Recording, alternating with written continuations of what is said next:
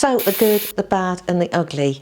Well, let's start with the good. This is the 5.7 litre 6-quart Instant Pot Pro. So if we've not met before, I'm Susan and this is my 5th Instant Pot. And this is not a sponsored video. I've got nothing to do with Instant Pot. I've just loved these devices since I got my first one in 2017. And for me, the best thing about Instant Pots and the core thing if you're buying one is that it is a fantastic pressure cooker. Well, I've been around pressure cookers since I was a very little gal in the 70s, and me and my family used to go camping and we had one of those old style manual pressure cookers, and my dad used to have to carry it out of the caravan, take his life in his hands, crazy steam and the smell of overcooked cabbage going all over the caravan site. Well, things have changed since then. So one of the great things about this model is that letting the steam out of here and getting the lid on is super easy. When you close the lid, that automatically puts the pressure cooker into the mode for cooking. And this auto close of the vent makes it very easy if you're a little bit nervous around pressure cookers. And in order to release the pressure, if you're doing a quick release, it's just a little button and that releases the steam. And often with pressure cooking, we might be letting the pressure release naturally for 5 or 10 minutes and then going to a quick release. A new thing on this model is that you can set it so that a little alarm goes off at that 5 or 10 minutes. It doesn't actually release the steam. It's really just like a timer and giving you a ding when it's ready for you to release the steam. But you know, nice little feature. If you haven't got that, you can just set a timer on your watch or on your kitchen timer. Exactly the same. And it is a little bit better than my Duo Crisp in that it's faster, it comes to pressure a little bit quicker. So I've had to adjust a couple of my recipes, but it hasn't been a big deal. And then another good feature is that this is actually really easy to control, and the Instant Pot Pro gives you a bit more granular control on some of the cooking functions. So some of the lower cost models, you have the push buttons on the front, but that's pretty much all you have. Now I find with the Duo Crisp, that the Sauté button is very, very high on high and really too low on low, for at least for the way I cook. And one of the things I really love about the Pro is that you can set Sauté on a kind of 1 to 5 range, and it will remember your last setting. I tend to leave mine on 4, but also even when you're cooking, you can swap that over. So if you are sautéing something that's getting a bit hot, you can turn it down as if you were on the hob. Big thumbs up for that from me. Though there is one exception to this, and we'll come on to that when we get on to the bad and the ugly. So another thing I really like about the Instant Pot Pro is these 5 customizable buttons on the front here.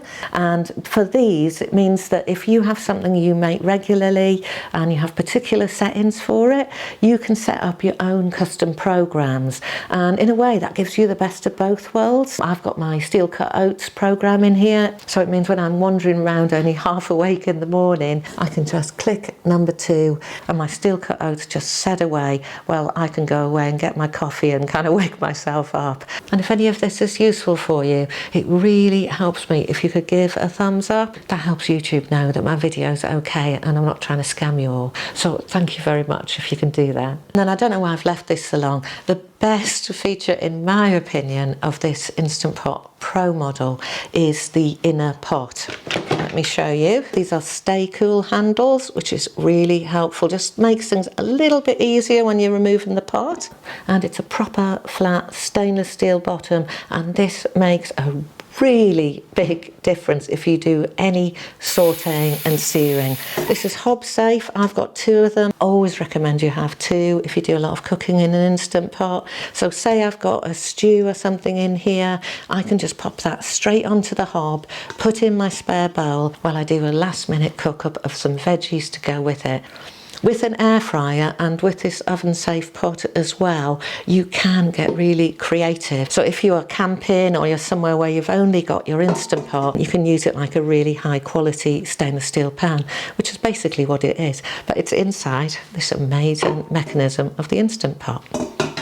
So for those of you who use a dishwasher all the time like me, guess what? You don't get that pool of water in the slightly concave, whatever it is, on the other style of stainless steel bowls. That makes for easier dishwashing and less sighing from Mr. Cooking and Calm when he's emptying the dishwasher. So I went through the cooking functions in the unboxing video I did on the Pro, so I'll link that in the description if you want to have a look at that. Pressure cooker I've already mentioned, big thumbs up.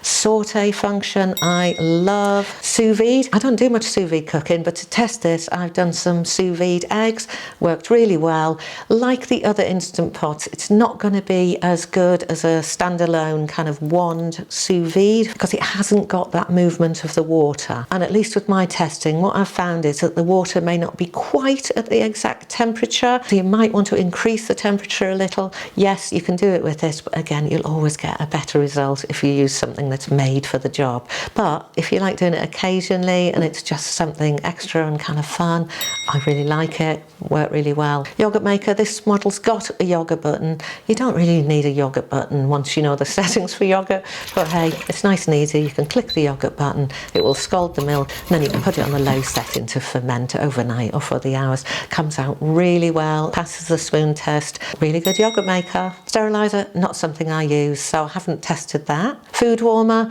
well really food warmer, it's just the keep warm function, which is not that different to the saute function. It all works fine. You can use it as a pan as if it's on the hob is how I see it. If I've got that wrong and there's something special about that function, let me know in the comments. Rice cooker, really good rice cooker. I know that there's probably a better result with one of those super expensive rice cookers. I cook a lot of basmati rice and a lot of brown basmati rice and jasmine rice.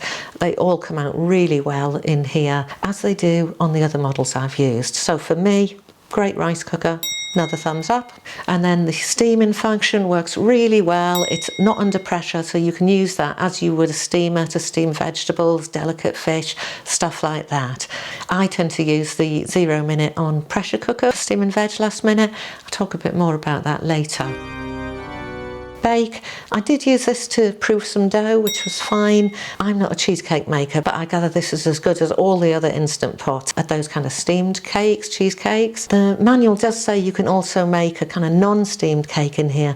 I haven't tried it. I have researched on the internet and I can't see anyone who is happy with that or indeed found many recipes to use in that way. I wouldn't use this as a mini oven unless I was absolutely desperate. If I do, I'll let you know. And then there is another function that I haven't mentioned yet. It's coming in the later section. But now it's time for the bad. Oh, no. So I've got two things in the bad category, and the main one is the slow cooking function. Now I did manage to find a way to successfully slow cook with this Instant Pot, but I really had to mess about with timings and temperatures, and the control panel was quite confusing, and I've done a whole video on adjustments you might want to think about making if you're using the Instant Pot Pro for slow cooking. So I'll put that in the description below, and please have a look before you slow cook with this one, as I know I'm not the only one who's had these problems. Now I'm actually not someone who slow cooks a lot.